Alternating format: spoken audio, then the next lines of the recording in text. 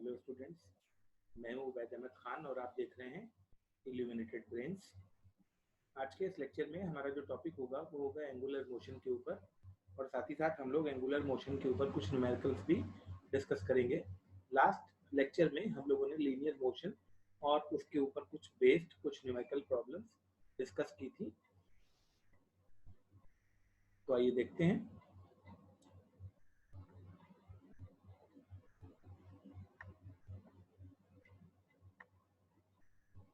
Rotation of rigid bodies.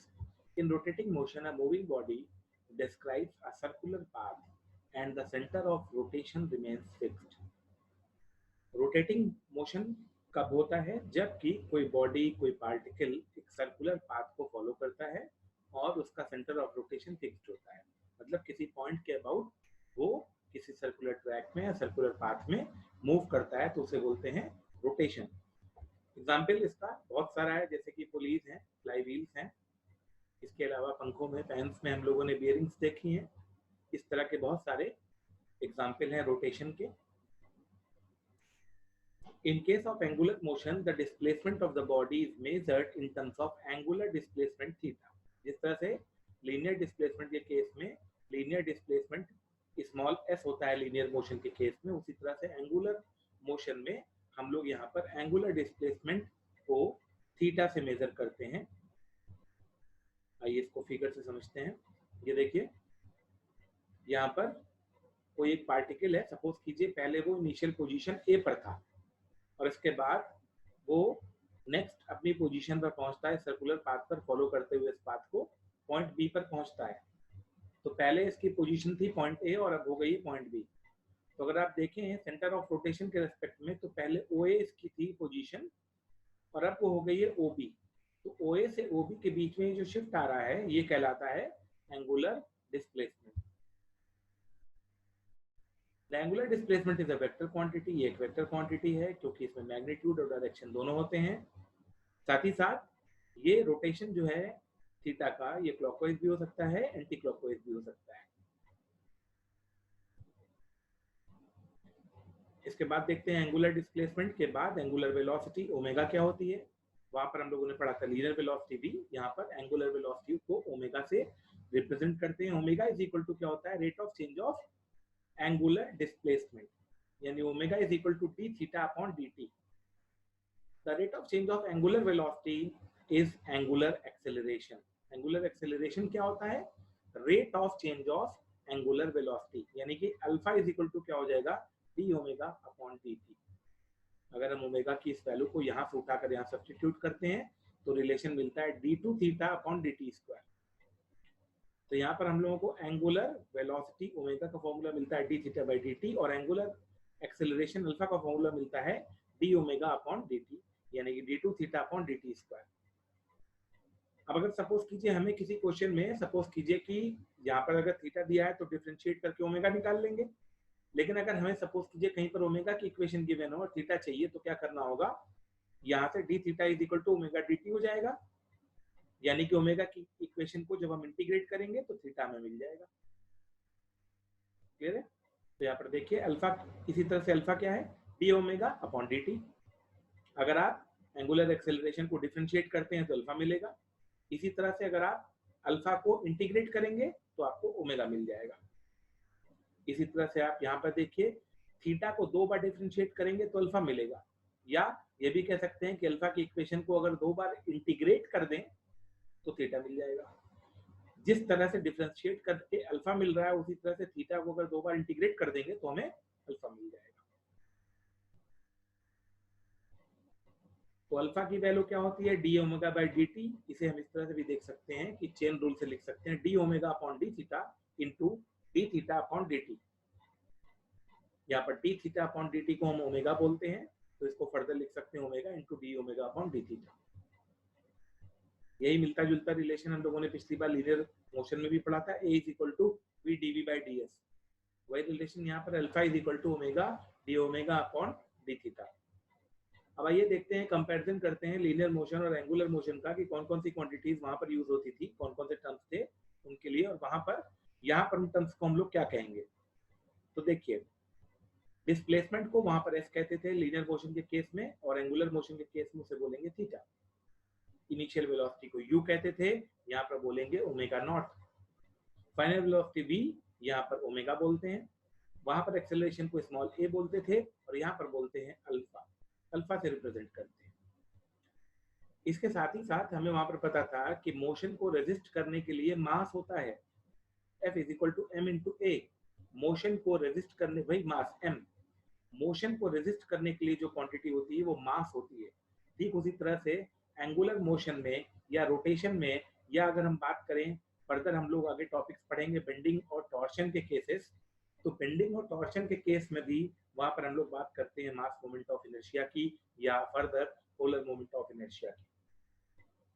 तो यहाँ पर रेजिस्टेंस टू मोशन मास है, और यहाँ पर मास की जगह पर क्या यूज होता है, मास मोमेंट ऑफ इनर्शिया आई। आगे देखते हैं इफेक्ट कॉजिंग मोशन। यहाँ पर कौन सा इफेक्ट है जो मोशन को का कॉज होता है, मोशन का कारण होता है, फोर्स। फोर्स अप्लाई करने से लीनियर डिस्प्लेसमेंट मिलता है।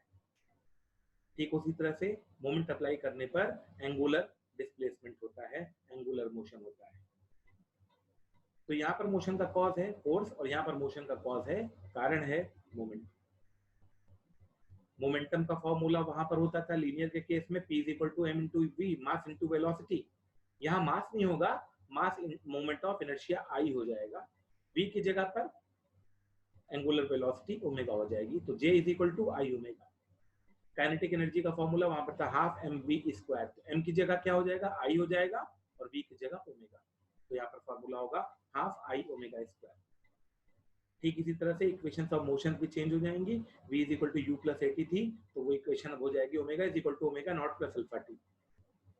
v square is equal to U square plus twice S, यहाँ पर हो जाएगा omega square is equal to omega naught square plus twice alpha theta. इसी तरह से थर्ड इक्वेशन हो जाएगी theta is equal to omega naught T plus half alpha T square. Linear displacement की जगह एंगुलर डिस्प्लेसमेंट थीटा आ जाएगा, u की जगह ओमेगा नॉट, a की जगह पर अल्फा, और ये नई इक्वेशन हमें मिल जाएगी। नेक्स्ट, अब आइए देखते हैं कि रिलेशन क्या होता है लीनियर मोशन और एंगुलर मोशन के बीच में।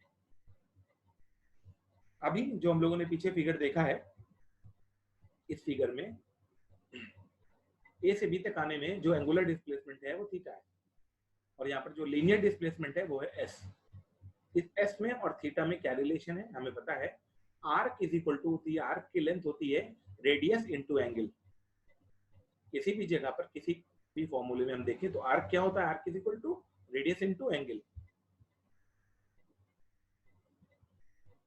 तो अगर हम यहाँ पर डिस्टेंस ट्रेवल्ड एस को रिलेट करना चाहें और आर वहां पर रेडियस हो, तो linear displacement S is equal to क्या हो जाएगा, आर इंटू थीटा। अब अगर हमें वहां पर पार्टिकल की लीनियर वेलोसिटी फाइंड करनी हो, या हम यूं कहें टेंजेंशियल वेलोसिटी फाइंड करनी हो हमें, तो v का फॉर्मूला हो जाएगा ds अपॉन dt। s की जगह पर r थीटा रख देंगे, r कांस्टेंट है रेडियस, उसे बाहर कर लेंगे, r d theta upon dt। यहाँ पर d थीटा बाई dt क्या हो जाएगा, इसे हम ओमेगा बोलेंगे further, r d theta by dt omega होता है, तो यहाँ से v इज इक्वल टू क्या मिल गया, r ओमेगा। तो एक फॉर्मूला तो है s is equal to r theta, मतलब एंगुलर और लीनियर डिस्प्लेसमेंट को रिलेट करने के लिए, और एक है v और ओमेगा को रिलेट करने के लिए formula v is equal to r omega. यहाँ पर v क्या है, लीनियर वेलोसिटी, और ओमेगा क्या है, angular velocity. The linear acceleration of the particle in tangential direction at is given by at is equal to dv by dt। यहाँ पर v की वैल्यू रख देंगे r ओमेगा, r कांस्टेंट है बाहर ले लेंगे, r d omega by dt। d omega by dt की वैल्यू क्या हो जाएगी, further d2 theta by dt square भी लिख सकते हैं, और d ओमेगा by dt भी रख सकते हैं। d ओमेगा by dt को क्या कहते हैं, एंगुलर एक्सेलरेशन अल्फा। अभी हम लोगों ने पीछे देखा है इसे, अभी हम लोगों ने देखा है d ओमेगा बाई dt क्या होता है, एंगुलर एक्सेलरेशन अल्फा होता है। तो ये देखिए at is equal to r alpha. Next आगे देखते हैं, टेंजेंशियल एक्सेलरेशन क्या मिला, r अल्फा। नॉर्मल एक्सेलरेशन क्या हो जाएगा, नॉर्मल एक्सेलरेशन हो जाएगा v स्क्वायर अपॉन r। यहाँ पर v की वैल्यू r ओमेगा रखेंगे तो फॉर्मूला हो जाएगा r ओमेगा स्क्वायर। तो टोटल एक्सेलरेशन क्या मिलेगा, A N square under root of A N square plus A T square, क्योंकि ये ए एन और ए टी एक दूसरे पर परपेंडिकुलर है। ए एन और ए टी एक दूसरे पर परपेंडिकुलर है। ये देखिए, ये अगर ए एन है, ये ए टी है, तो जो ए होगा वो इस तरह से होगा। तो ए एन क्या हो जाएगा, ये सपोज कीजिए अगर आपका ये ए एन है और ये है ए टी, ये है आपका ए टी, मैंने सिंपली इसे टी लिख दिया, ए टी। तो ये a इज इक्वल टू क्या हो जाएगा, a is equal to under root of A N square plus A T square. पीछे चलते हैं,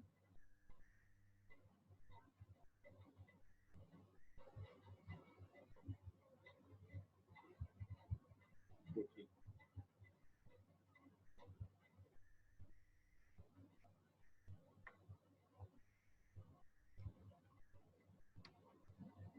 देखिए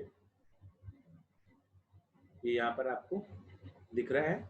अगर हमको किसी एक जगह पर फाइंड करना है तो अंदर की तरफ जो रिएक्शन, जो एक्सेलरेशन लगेगा वो रेडियल एक्सेलरेशन होगा या नॉर्मल एक्सेलरेशन बोलेंगे, और यहाँ से जो ऐसे जा रहा होगा इस डायरेक्शन में, मतलब इसकी इसकी टेंजेंशियल डायरेक्शन में जो एक्सेलरेशन जा रहा होगा उसे बोलेंगे एटी।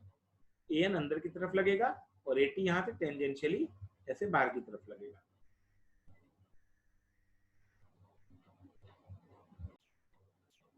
आइए इसके बाद टोटल एक्सेलरेशन हम लोग फाइंड कर लेंगे, a is equal to under root of N square plus A T square. इसके बाद हम अपनी नेक्स्ट प्रॉब्लम लेते हैं, problem number 1। The rotation of a flywheel is governed by the equation omega is equal to 3t square minus 2t plus 2। ये angular velocity की equation है, time के टर्म्स में दी हुई है, where omega is in radian per second and t is in seconds। After 1 second from the start, मतलब t is equal to 1 second पर the angular displacement यानी कि theta was 4 radians। तो ये कह रहे हैं कि t is equal to 1 पर angular displacement was 4 radians, यानी कि थीटा की वैल्यू 4 है। Determine the angular displacement यानी कि theta, angular velocity omega and an angular acceleration alpha of the flywheel when t is equal to 3 second। t is equal to 3 पर ये तीन quantities हमें फाइंड करनी है। तो देखिए ओमेगा की इक्वेशन गिवन है, तो सबसे पहले एक काम करते हैं, ओमेगा की वैल्यू क्या होती है, D theta upon D T होती है। तो यहाँ से क्या करेंगे, D theta by D T है, तो थीटा फाइंड करने के लिए क्या करेंगे, इस इक्वेशन को इंटीग्रेट कर लेंगे। ये डी टी इधर आ जाएगा, इसको टी के रेस्पेक्ट में इंटीग्रेट कर लेंगे, तो 3t स्क्वायर, टी स्क्वायर का इंटीग्रेशन हो जाएगा टी क्यूब बाई 3, 3 से 3 कैंसिल आउट, तो ये टी क्यूब हो जाएगा। फर्दर इसी तरह इसका टी स्क्वायर 2t, एक इंटीग्रेटिंग कांस्टेंट आएगा c। इसके बाद हमें एक कंडीशन गिवन है यहाँ पर कि t इज इक्वल टू 1 पर थीटा की वैल्यू 4 है। देखिए after 1 second from the start the angular displacement was 4 radians, यानी t इज इक्वल टू 1 पर थीटा की वैल्यू 4 रेडियंस है। तो एक काम करते हैं, यहाँ पर t की वैल्यू इस इक्वेशन में, ये जो इक्वेशन है इस इक्वेशन में t की वैल्यू 1 रख देते हैं और थीटा की वैल्यू 4 रख देते हैं। तो यहाँ पर t की वैल्यू 1 रखेंगे, थीटा की वैल्यू 4 रख देंगे, तो यहाँ से हमें c की वैल्यू मिल जाएगी 2। c की इस वैल्यू को फर्दर ऊपर रख देंगे, c की इस वैल्यू को फर्दर ऊपर रख देंगे, दोबारा ऊपर रखेंगे, तो थीटा की ये फाइनल इक्वेशन हमें मिल जाएगी। इसके बाद आगे देखिए क्या है, अब t इज इक्वल टू 3 पर आपको ये चीजें निकालनी है, तो थीटा की इक्वेशन में रखेंगे तो थीटा आ जाएगा, ओमेगा की इक्वेशन रखेंगे तो ओमेगा आ जाएगा। फर्दर इसी तरह से अगर आपको एक्सेलरेशन भी फाइंड करना है तो acceleration alpha is equal to क्या हो जाएगा, D omega by D T. Omega की इक्वेशन है आपके पास, या D two theta by D T square भी कर सकते हैं। थीटा की इक्वेशन आपके पास है, अल्फा की value D two theta upon D T square हो जाएगी। इस इक्वेशन को डिफरेंशिएट करेंगे, टाइम की वैल्यू रखेंगे, तो आपको एक्सेलरेशन की वैल्यू भी मिल जाएगी 3 सेकंड्स पर। नेक्स्ट प्रॉब्लम लेते हैं, प्रॉब्लम नंबर 2। तो नेक्स्ट प्रॉब्लम आ रही है problem number 2। The rotor of an electric motor uniformly accelerates to a speed of 1800 rpm from rest in 5 seconds। जैसे कि ये इलेक्ट्रिक मोटर की बजाय हम एग्जांपल बहुत सिंपल है, मिक्सी का, घर में हम लोग मिक्सी यूज करते हैं, उसका एग्जांपल ले सकते हैं, फैन का एग्जांपल ले सकते हैं, एग्जॉस्ट फैन का, कूलर का एग्जांपल ले सकते हैं, ऐसे बहुत सारे एग्जांपल्स हमारे पास हैं। तो ये कह रहे हैं कि जब हमने स्टार्ट किया तो 5 सेकंड्स के बाद जो स्पीड हुई वो 1800 आरपीएम हो गई। 5 सेकंड के बाद स्पीड हो गई 1800 RPM and then the rotor decelerates uniformly to stop. पहले हम मिक्सी को ऑन करते हैं, मिक्सी की स्पीड बढ़ती है, एक्सेलरेट करती है। उसके बाद जब हम पावर ऑफ कर देते हैं, हमारा काम हो जाता है, ऑफ कर देते हैं, तो वो वापस डीएसेलरेट होती है एक ही यूनिफॉर्म रेट से और फाइनली क्या होती है, स्टॉप हो जाती है। If the total time elapsed from start to stop, शुरू होने से लेकर के स्टॉप होने तक का जो टोटल समय है अगर 12.3 सेकेंड्स हो, यानी कि ये कह रहे हैं कि स्टार्ट हुआ, एक्सेलरेट होकर मैक्सिमम स्पीड पर पहुंचा, फिर आपने बंद कर दिया और वापस वो फिर से स्टॉप हो गया, ये पूरा टाइम 12.3 सेकेंड्स का हो, then determine the number of revolutions made while acceleration and deceleration. अब ये पूछ रहे हैं कि वो जो मिक्सी है या जो कूलर का जो फैन है उसने कितने रिवॉल्यूशन किए, मतलब कितने चक्कर लगाए, कितनी बार वो घूमा, कितनी बार रोटेट किया एक्सेलरेशन के दौरान और डीएसेलरेशन के दौरान, कितने चक्कर उसने लगाए, यानी एन पूछा जा रहा है। यहाँ पर एक चीज ये देख रहे हैं हम लोग कि एक्सेलरेशन का जो पीरियड है वो 5 सेकंड्स का है और टोटल टाइम है 12.3, यानी डीसेलरेशन का जो टाइम है, यानी वेलोसिटी डिक्रीज करने वाला जो टाइम है वो 12.3 माइनस 5 यानी 7.3 सेकंड्स है। यानी पहले 5 सेकंड में एक्सेलरेट होता है और बाद के 7.3 सेकंड्स में डिसेलरेट होता है। आइए देखते हैं, इसको सॉल्व करते हैं। तो सबसे पहले तो ये कि जो इनिशियल एंगुलर वेलोसिटी है ओमेगा नॉट वो यहाँ पर 0 होगी, 5 सेकंड्स का टाइम है। फाइनल एंगुलर वेलोसिटी जो हमें मिल रही है वो 1800 आरपीएम की मिल रही है। तो ओमेगा की वैल्यू तो 1800 आरपीएम, आरपीएम स्पीड एन होती है, तो ओमेगा की वैल्यू होती है 2 पाई एन अपॉन 60। यहाँ पर आपको क्या गिवन है, एन दिया हुआ है, ओमेगा नहीं है, ये एन है। तो omega is equal to 2 pi N by 60, तो करस्पॉन्डिंग एंगुलर वेलोसिटी आ गई 60 पाई रेडियन पर सेकेंड। इसके बाद हम लोगों ने फॉर्मूला लगाया omega is equal to omega not plus alpha t. इस फॉर्मूले को अप्लाई करके यहाँ से अल्फा की वैल्यू आ गई 12 पाई रेडियन पर सेकेंड स्क्वायर। फर्दर थीटा का फॉर्मूला लगाया omega naught T plus half alpha T square, तो यहाँ से थीटा की वैल्यू हमें मिली 471.24 रेडियन। तो हमें यहाँ से एंगुलर डिस्प्लेसमेंट पता चल गया थीटा कि ड्यूरिंग एक्सेलरेशन इसका टोटल एंगुलर डिस्प्लेसमेंट होता है 471.24 रेडियन और हमें पता है एंगुलर डिस्प्लेसमेंट की वैल्यू होती है 2 पाई एन। सपोज कीजिए कि अगर किसी बॉडी ने किसी पार्टिकल या किसी सर्कुलर पाथ पर 2 चक्कर लगाए थे, 2 रिवॉल्यूशन पूरे किए हों, तो एक रिवॉल्यूशन में 2 पाई एंगल, 2 रिवॉल्यूशन में 2 पाई इंटू 2 यानी 4 पाई एंगल, तो टोटल एंगल कितना हुआ 2 pi into number of revolution. तो थीटा की वैल्यू होती है 2 pi into number of revolution, theta is equal to 2 pi N, तो N is equal to theta divided by 2 pi. Theta में 2 पाई से डिवाइड कर देंगे तो एन आ जाएगा, तो 75 रिवॉल्यूशन, 75 बार वो रिवॉल्व करेगा ड्यूरिंग एक्सेलरेशन। अब आइए डिसेलरेशन का पार्ट भी ठीक इसी तरह से कर लेंगे। Number of revolutions made during retardation क्या हो जाएगा 7.3 सेकंड। क्यों, क्योंकि 5 सेकंड एक्सेलरेट होने में लगा, टोटल टाइम का 12.3, तो रिमेनिंग टाइम हो गया 7.3 सेकंड्स। अब यहाँ पर ये देखिए कि जो वेलोसिटी यहाँ पर इनिशियल है वो 60 पाई है, क्योंकि अब उसे स्टॉप होना है, तो 60 पाई से वो चला, वही जो पिछली बार फाइनल वेलोसिटी थी वो इस बार इनिशियल वेलोसिटी हो जाएगी। वो यहाँ से अपनी जर्नी स्टार्ट करेगा और finally it comes to rest. Final angular velocity क्या हो जाएगी उसकी, ओमेगा वो 0 हो जाएगी। तो ओमेगा का फॉर्मूला क्या हो जाएगा, omega is equal to omega not plus alpha t. Alpha की वैल्यू हो जाएगी -25.82 रेडियन पर सेकंड स्क्वायर। ये वैल्यू माइनस इसलिए आ रही है क्योंकि यहाँ पर डिसेलरेशन हो रहा है, बॉडी रिटार्ड कर रही है, रिटार्डेशन हो रहा है। अगेन हम लोग थीटा का फॉर्मूला निकाल लेंगे, omega naught T plus half alpha T square के फॉर्मूले से 688 रेडियन आ जाएगा। एन की वैल्यू फिर से फाइंड कर लेंगे, थीटा डिवाइडेड बाय 2 पाई, तो 109.5 रिवॉल्यूशंस। आइए नेक्स्ट प्रॉब्लम देखते हैं।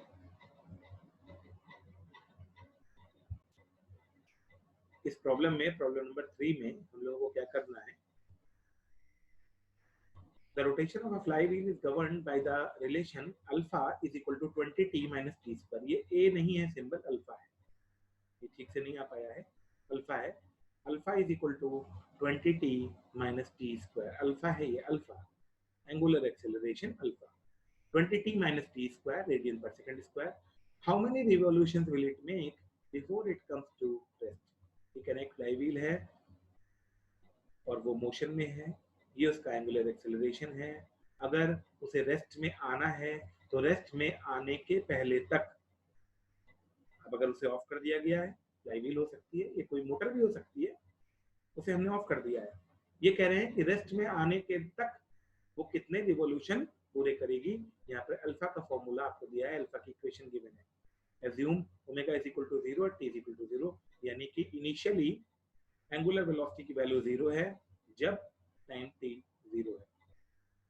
अल्फा की इक्वेशन गिवन है 20t माइनस टी स्क्वायर, तो हम लोग क्या करेंगे, alpha is equal to d omega by dt, यानी 20t minus T square, it means d omega is equal to 20t minus T square dt। ये dt को इस साइड ले लेंगे, तो यहाँ से टी ओमेगा की इक्वेशन मिलेगी 20t minus T square dt। Both side integrate करेंगे, integration of D omega is equal to 20t integration of 20t minus T square. ये देखिए, ये देखिए, तो integration of 20t minus T square dt, यहाँ से ओमेगा की इक्वेशन हो जाएगी, इसको इंटीग्रेट कर लेंगे 20t square by 2 minus T cube by 3 plus c1। अब एक कंडीशन क्या है कि 1t is equal to 0 omega 0, तो यहाँ पर ये इक्वेशन रख देंगे, t की वैल्यू 0 रखेंगे, ओमेगा भी 0 रखेंगे, तो c1 की वैल्यू में 0 मिल जाएगी। तो फर्स्ट इंटीग्रेटिंग कांस्टेंट c1 की वैल्यू में मिल गई यहाँ पर 0, इस वैल्यू को फर्दर यहाँ पर सब्स्टिट्यूट कर देंगे, तो ओमेगा का फॉर्मूला मिलेगा, इक्वेशन मिलेगी 10t square minus T cube upon 3। अब इसके बाद देखिए वो क्या कह रहे हैं, अब वो कह रहे हैं कि वो इस व्हील को, फ्लाई व्हील को स्टॉप हो जाना है, यानी ओमेगा की वैल्यू को 0 हो जाना है। आइए देखते हैं कितनी देर में ओमेगा 0 हो जाएगा।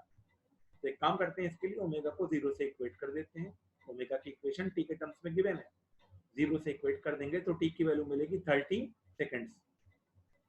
Now use omega is equal to D theta upon D T, और D theta is equal to 10t square minus T cube upon 3 dt।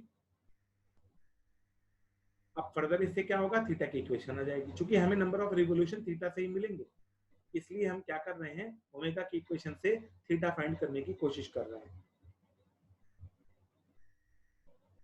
Next देखते हैं, तो थीटा की इक्वेशन फाइनली क्या हो जाएगी, theta is equal to integration of 10t square minus T cube by 3 dt। यहाँ से थीटा का ये एक्सप्रेशन आ गया, कंडीशन फिर से लगाएंगे, at t is equal to 0, omega अगर 0 था तो थीटा भी 0 होना चाहिए, यानी कि ये भी एक कंडीशन हमारे पास मिल गई, at t is equal to 0 theta is equal to 0, at t is equal to 0 theta is equal to 0। यहाँ से c2 की वैल्यू मिल जाएगी 0, अगेन इस वैल्यू को यहाँ पर रखेंगे तो थीटा का फॉर्मूला मिलेगा, इक्वेशन मिलेगी 10t cube by 3 minus t 4 upon 12। Further अब ये कब हो रहा है, ये थीटा और ओमेगा कब 0 है, ये तब 0 है जब t की वैल्यू 30 सेकंड से, तो t की वैल्यू 30 रख देंगे इस एक्सप्रेशन में, तो यहाँ से t आ जाएगा, थीटा आ जाएगा 22500 रेडियन, थीटा की वैल्यू हो जाएगी। सिर्फ theta is equal to 2 pi n, therefore number of revolutions n is equal to theta upon 2 pi, 2 pi से डिवाइड कर देंगे 3580.98, जिसे हम लिख लेंगे 3581 रिवोल्यूशंस। तो ये कितने रिवोल्यूशन होंगे इसमें, 3581 रिवोल्यूशंस होंगे, यही हमारा आंसर है। ओके, तो नेक्स्ट न्यूमेरिकल लेते हैं, रोल नंबर 4। तो प्रॉब्लम नंबर 4 आइए देखते हैं, a train starts from rest and moves along a curve track of radius 800 metre.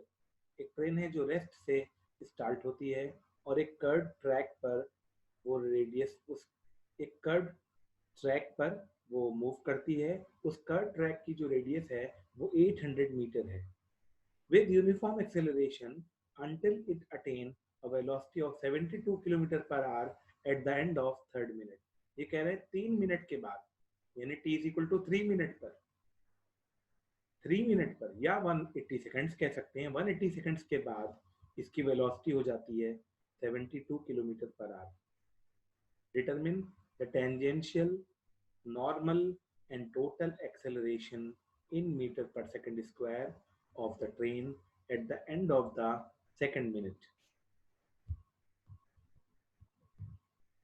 यहाँ पर देखिए सबसे पहले ये कि वो जो ट्रेन है वो रेस्ट से स्टार्ट होती है, तो यहाँ पर ओमेगा नॉट की वैल्यू जो इनिशियल जो एंगुलर वेलोसिटी है उसकी वैल्यू यहाँ पर क्या हो जाएगी, 0 हो जाएगी। ये देखिए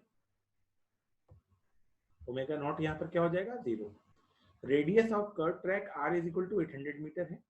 linear velocity v is equal to 72 kilometre per hour means 20 metre per second. 72 into 5/18 कर देंगे तो 20 मीटर पर सेकंड आ जाएगी। At time t is equal to 3 minute यानी कि 180 सेकंड्स पर v की वैल्यू 180 सेकंड्स पर। ये सब चीजें हम लोग कैलकुलेट कर रहे हैं। As we know v is equal to r omega, therefore omega is equal to v by r। v velocity यहाँ पर हम लोगों ने भी फाइंड की 20 मीटर पर सेकंड। r कितनी है, 800 मीटर। ये r क्या है, radius of curve track 800 metre. तो यहाँ से हमें ओमेगा का फॉर्म की वैल्यू मिली 1/40 रेडियन पर सेकंड। और ऐसा कब हो रहा है, 3 मिनट के बाद, यानी time t is equal to 3 minute means 180 seconds. तो एक काम करते हैं कि हम लोग यहाँ से अल्फा फाइंड करते हैं। तो इसके लिए इक्वेशन है omega is equal to omega not plus alpha t. Omega की वैल्यू 1/40 रख देंगे, सिंप्लीफाई भी कर सकते हैं, 1/40 भी रख सकते हैं, is equal to omega not plus alpha t. Omega not 0 है, टी की जगह पर 180, तो अल्फा की वैल्यू मिलेगी 1/40 into 180 radian per second square. इसको सिंप्लीफाई भी कर सकते हैं, यहीं पर छोड़ भी सकते हैं, चाहे तो सिंप्लीफाई कर ले वरना ऐसे ही रहने दें। तो अल्फा की वैल्यू आपको मिलती है यहाँ पर 1/40 इंटू 180। तो क्वेश्चन के नेक्स्ट पार्ट में देखते हैं हम लोगों को क्या फाइंड करना है। यहाँ पर हम लोगों को यहाँ पर an फाइंड करना है, at फाइंड करना है और टोटल एक्सेलरेशन a फाइंड करना है। कब, 3 मिनट के बाद नहीं, at the end of second minute, यानी कि t is equal to 2 minute पर मींस 120 सेकंड पर। ये बात इंपॉर्टेंट है, यहाँ पर गलती भी हो सकती है कि यह कहाँ पूछा गया है, eight the end of second minute पूछा गया है। आइए आगे देखते हैं।